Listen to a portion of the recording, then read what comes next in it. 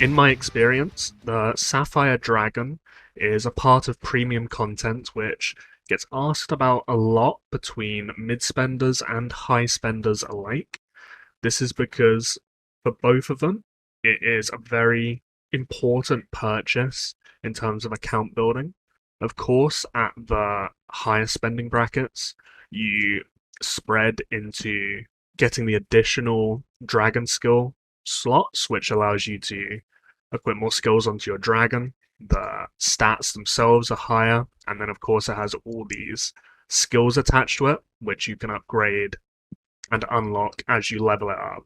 But even for mid spenders, through Agile, you can, starting from level 15 on the dragon, get passive army size increasing at every stage of dragon maturity, all the way up to level 35.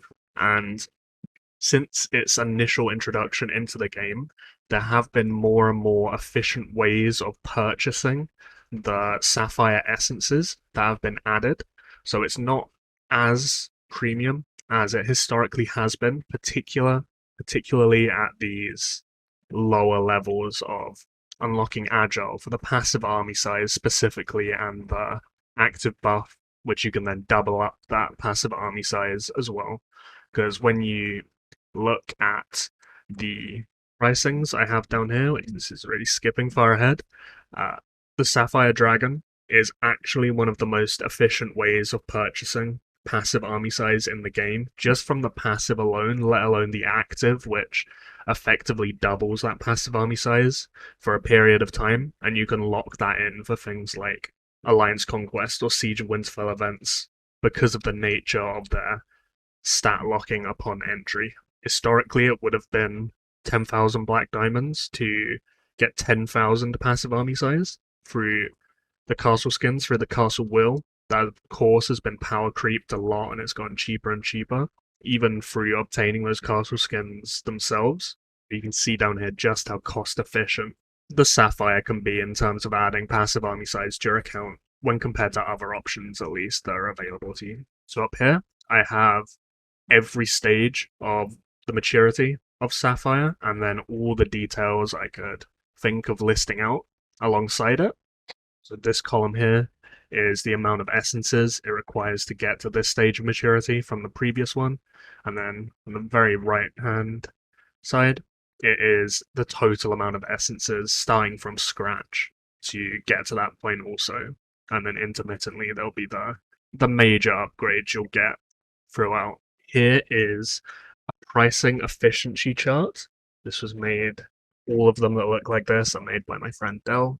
And you can see the two most efficient ways of obtaining Sapphire essences currently in the game is the Sapphire's Hymn Pack, which appears effectively twice a month, once at CCS, once at KBK, across that whole weekend. It's normally either Friday, Saturday, Sunday, Monday, or Saturday, Sunday, Monday. There'll be a buy limit of 2 every time it's up. So effectively, every month you can get 200 Sapphire essences for 800 BD, and that will consistently be the most efficient way of obtaining Sapphire essences in the game.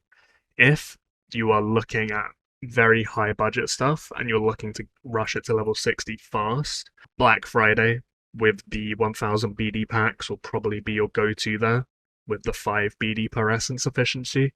It's a bit worse than Sapphire's Hymn, but there's of course near enough no buy limit, not to the same extent there is with Sapphire's Hymn at least.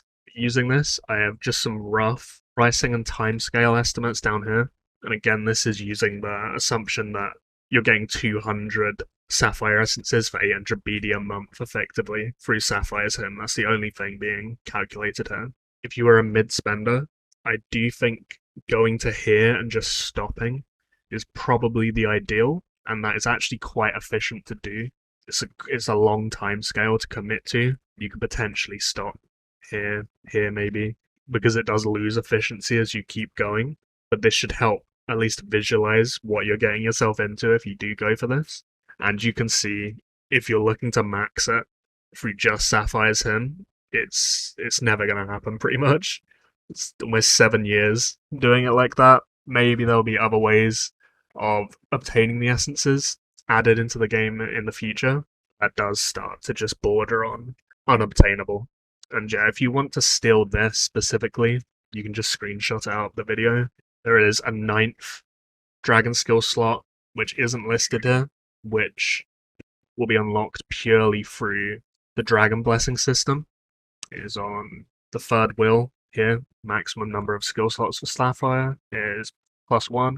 There is a lot of luck involved in getting this, obviously, and I know it can be quite frustrating for a lot of people that are deliberately chasing it.